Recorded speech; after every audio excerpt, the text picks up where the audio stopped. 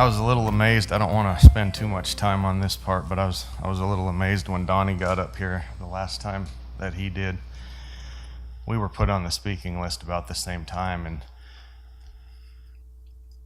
he kind of changed his format, and I was moved to do the same thing before he even got up here. Instead of trying to gather a bunch of facts and scriptures to make a point, to do more of a Bible study and on a certain place in Scripture. And I have always kind of liked the book of James because it's pretty straightforward.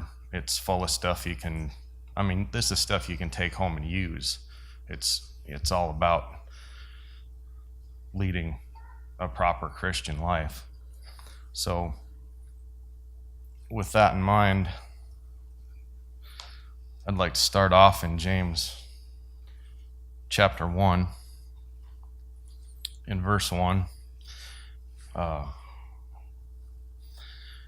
He says, James, a bondservant of God and of the Lord Jesus Christ, to the 12 tribes who are dispersed abroad. Greetings. Well, James had a fairly high position, I believe, in the church, according to some of the scriptures that we can find. And again, I don't want to take too much time on this part, but he starts out humble. He didn't say, hey, I'm a big shot here, anything like that. He just starts out saying, hey, I'm a bondservant to the Lord. And this is a short book. It's only 5 chapters, but it's so packed full of just all kinds of good things that are even relevant here with us today. In verses 2 through 4, he says, consider it all joy, my brethren, when you encounter various trials, knowing that the testing of your faith produces endurance. And let endurance have its perfect result, so that you may be perfect and complete, lacking in nothing. So as Christians, we've got a particular way in which we need to live. And we need to react to things a certain way. And, one of those ways is, he's telling us here, when we encounter our trials, we need to find joy in that. Does that make us nuts? Who likes trials, really? Well, brethren, trials are the only way that our faith can be tested.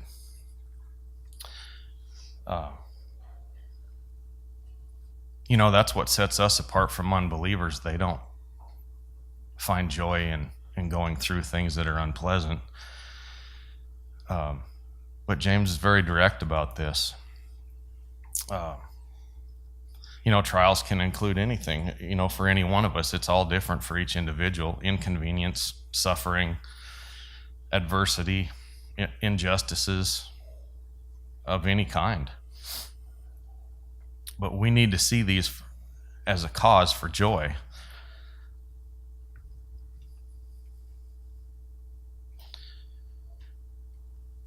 During a trial, there's other things going on. We're often we just focus on, this hurts, this is inconvenient, I don't like this, this is costing me money, whatever it is. That's the part that sometimes in the flesh we tend to focus on. And but there's other things going on spiritually. In verse 3, he says knowing. In other words, we need to know, or we do know, we should know, that the testing of our faith, and you could insert by trials, produces endurance.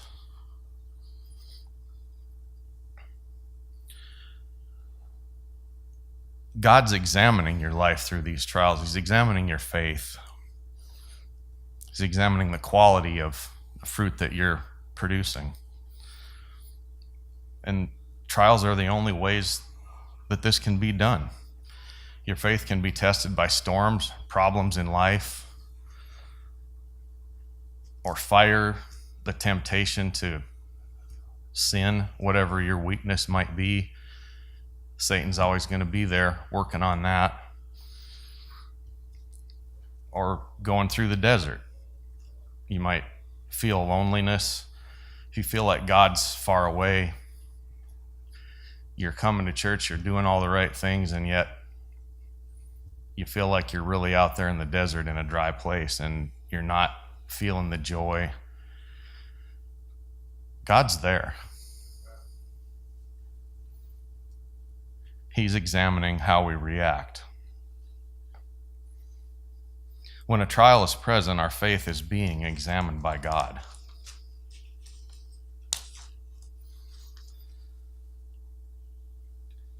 When you're in the storms, the fire, or the desert, just remember verse 3. That these testings, these trials, produce endurance. Endurance is the ability to remain steady under pressure. It's easy to be steady when things are going great, when there's no stress. Life is good. Well, why would you ever show any instability under those circumstances? Examples of steadiness would be not quitting on the trial or in the midst of the trial, not losing your faith or your hope in God, not complaining, not losing your love. Trials aren't a license to be a jerk to everybody around you because you're irritated because you're having to go through something. Not getting angry at the trial or the other person that might be involved, or even getting angry at God. So on endurance, I'm going to turn quickly to Matthew 10, verse 22.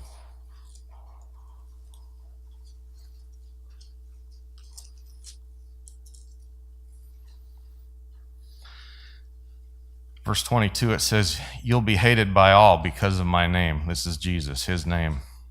"But it's the one who has endured to the end who will be saved." So these trials are going to produce the endurance that's going to help you to be saved in the end. And if you flip over to Luke 21, verse 19.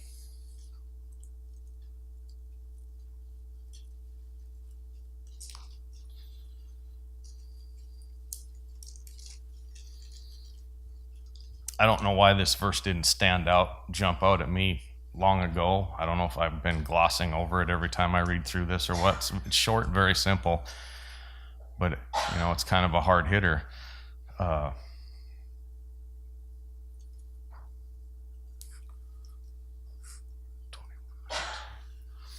It says, "By your endurance, you will gain your lives." So we've got to have the endurance, and the endurance is produced by trials. Endurance will lead to stability, not losing it when you're going through your trials, just being steady. And that's a kind of a benchmark of Christian maturity is, being able to walk through those trials and not lose your cool. We've got examples here in our church. One of them sitting right down here on the front row. I'm not going to name names, but we've all watched the fruit that's produced by some of the leadership here going through their trials and being steady and being able to shepherd the flock.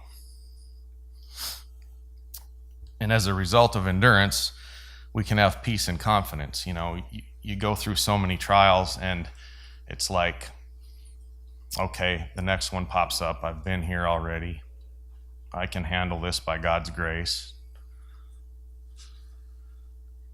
Even if it's not the same trial repeated, you've already had the experience that God's going to get you through whatever it is that he put there in front of you to go through. You won't get shaken. You'll keep on walking. One of Satan's tricks, Michael mentioned this, I don't know, long ago.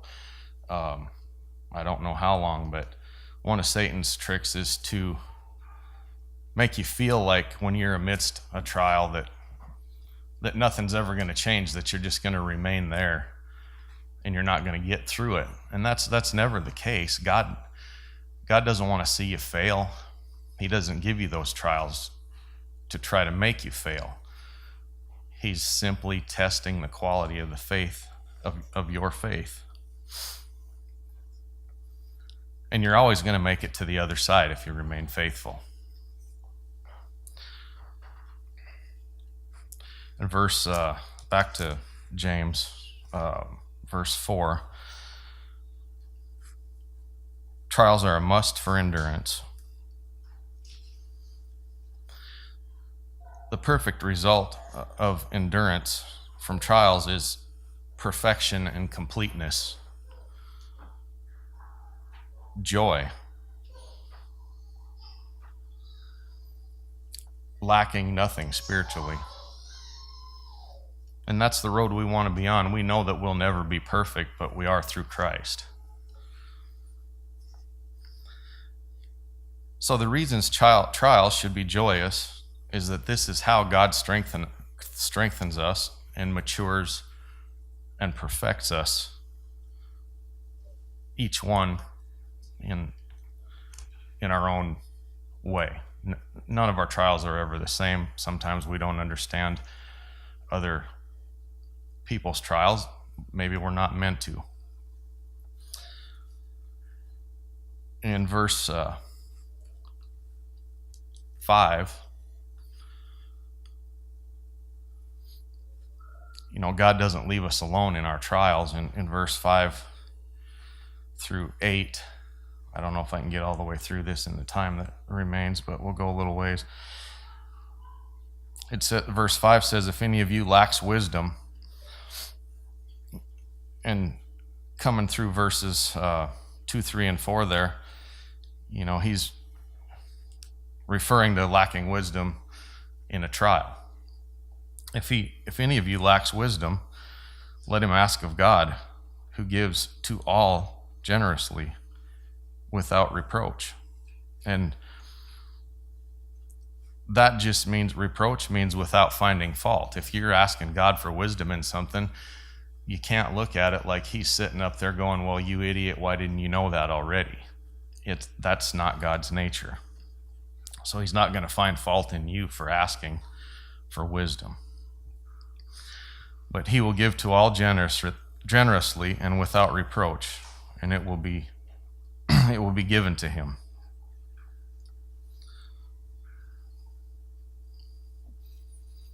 He gives us this wisdom to help us in our trials.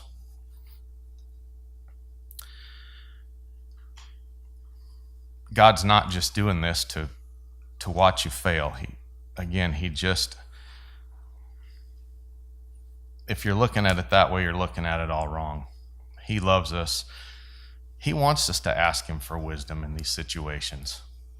That's one of our resources, is being able to go to him in prayer, and we need to ask without doubting. We can't doubt. We can't have an attitude of when things are going good, that everything's cool and God is good and he loves us, and then we come to a trial and we lose it all. Why am I having to go through this? God's not good. That is instability, and it's also double-mindedness. You got to believe that God's doing what's good for you, no matter how bad the trial is, no matter how hard it is. He's there, and we need to ask him for the wisdom. And that we ask through prayer, and that's another resource.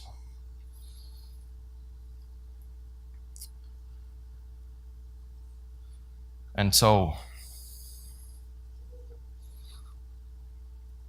we don't usually know the why we're in the midst of the trial. But if we remain faithful through the trial, the why isn't always that important, but we'll get to know who God really is and how he provides for us through the trials that he allows us to go through. Wisdom in the reference to trials could actually mean the ability to see the good and the truth in our given situation, in the trial that we're going through. In that wisdom, we won't, I mentioned earlier how we have a tendency to just look at the bad part. All this, why does this hurt? Why do I have to go through this? Well, through God's wisdom, through him giving us wisdom, we can actually see not just the pain and the suffering, but we can see the good and the truth that he can bring about through these trials. I'm going to end there, brethren, for the sake of time, in verse 5, and if I'm not led to do something different, I'll pick up next time and go however far we can get into the book of James again. Thank you.